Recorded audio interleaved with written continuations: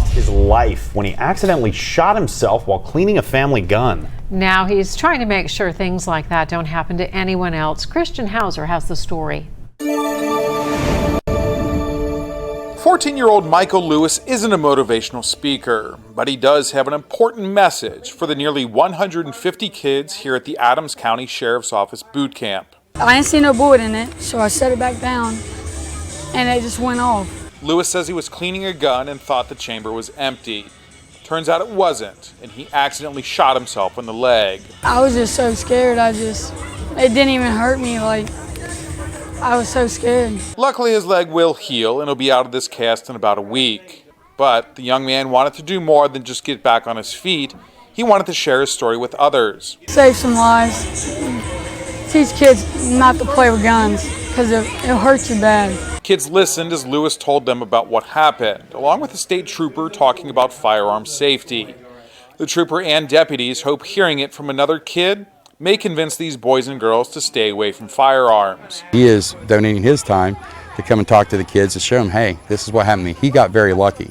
You know, he took a shot in the leg that could have been very, very devastating, but he is looking at the good side of it and understanding his mistakes and trying to help others by telling them about his mistakes. Adams County Sheriff Kimmy Rogers has been doing these boot camps for nearly a decade. He hopes they can build trust between his deputies and the kids they serve, as well as bring kids from different backgrounds together to create new and lasting friendships. In Manchester, Christian Hauser, Local 12 News. The sheriff's office will put on 3 more of these boot camps in other parts of Adams County, and they are free and open to anyone. We are learning more details today about outbreaks in people who are fully vaccinated against COVID-19. And those cases are leading to new mask mandates. As medical reporter Liz Bonis shows us, it now appears most are linked to the Delta variant, which is spreading at an alarming rate. Hey there, everybody. Hello to you. The CDC shared with us that the suggested mask guideline changes are based on new concerns about the Delta variant. Here's why healthcare providers tell us they are closely monitoring what we're learning.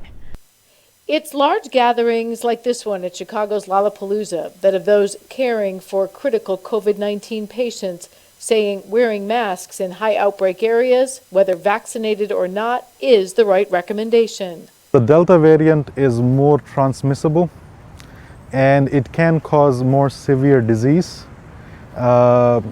Because of that, we have to be careful because the rate with which the cases go up might be higher than some of the previous variants. That appears to be true, according to the CDC.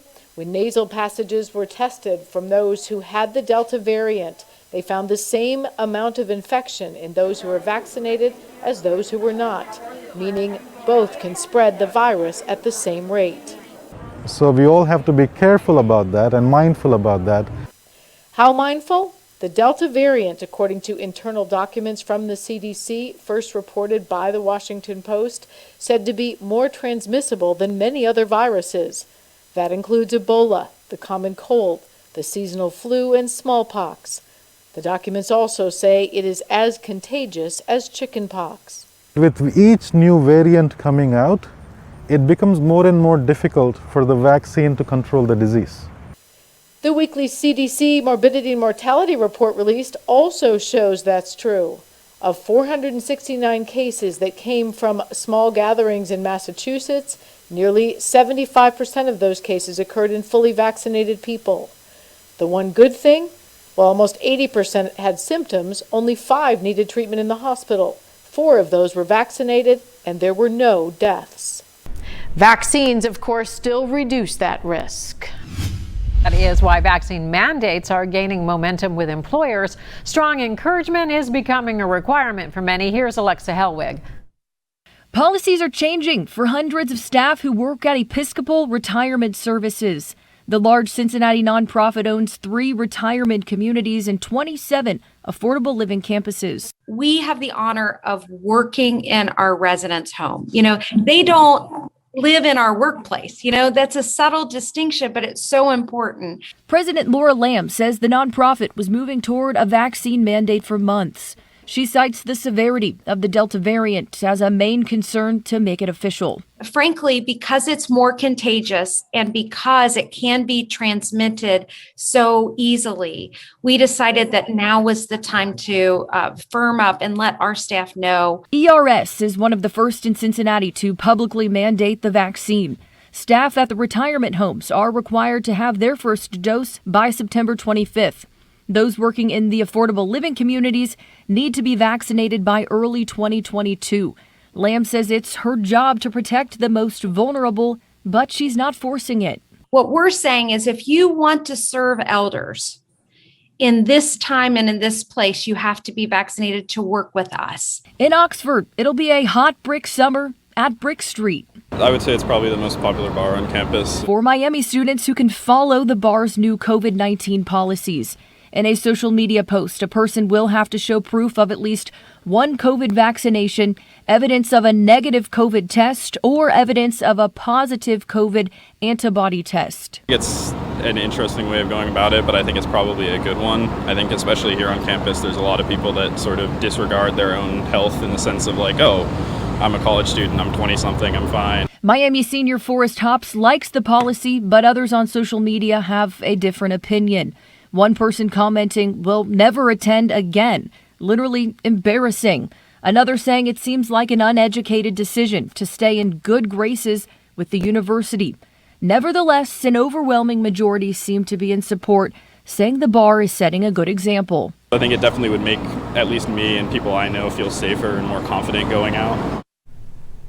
And so far, Brick Street is the only bar business that we've heard of around Miami's campus to intensify its COVID policies like this. In that social media post, it says it's finalizing plans to provide vaccines at the bar to students. Back to you guys. Thanks, Alexa. And Brick Street also plans to offer incentives for getting vaccinations, including 50 VIP giveaways and free cover charges. Weeks away from the start of a new school year. Now, the Ohio Department of Health strongly recommending now that students and teachers wear masks indoors.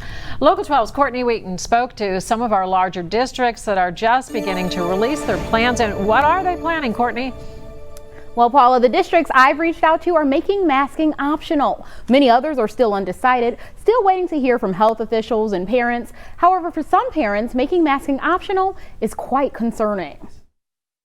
Mason City Schools sent out this memo to parents, strongly recommending masks indoors, but not requiring them for the upcoming in-person school year. So right now we don't have an online option for our kids to go to Mason.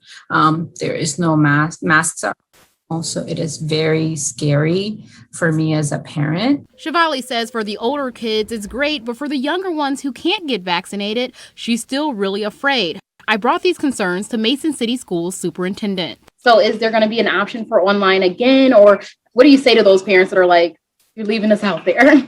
Our decision right now is to follow the guidance and make a strong recommendation. And so the reality is there are times where, hey, we're going to get our mask out and we're going to make sure we have this because we understand the science behind how it spreads. Mason City Schools is a district of more than 10,000. Last year, 500 Mason students and 150 staff members contracted low to moderate COVID-19 cases. This was prior to vaccinations being widely available. The superintendent says they constantly have to look at what's best overall. There was a short period of time of a couple of weeks where we had somewhere in the ballpark of 15 kiddos that were going to the hospital for suicidal ideation. So when you start to think about the whole health of a child, it's not just COVID serious, but there's so much more to it. And parents in Mason are still deciding what's best for their child. I am 95% sure that he's going to do virtual learning of some sort. That is not Mason Schools. And if he doesn't want to, then I've ordered a face shield. I have ordered some great masks. And I also reached out to Fairfield City Schools, where administrators could not talk today but are making masking optional. Lebanon City school leaders are asking parents to weigh in online for one of 3 options for kids K through 12. Option A, students in classrooms masking all year. Option B, students in classrooms with masking if it means it won't change their current placement. Or option C, students in classrooms where masks won't be worn at all. There's no guarantee this will happen, but the staff wants to get a feel for what makes parents feel more comfortable. In the studio, Courtney Wheaton reported. All right, thank you, Courtney. Yeah, a lot of decisions to make for families. At Mason schools, the superintendent says they'll have a special orientation for parents who are concerned about safety to walk them through the protocols and allow them to ask questions. It's going to be Wednesday, August 11th. The school will also stagger children coming back between 2 days. It's a lot to keep up with. We're going to keep giving you the latest information, Adam. Because it just keeps changing and changing. And new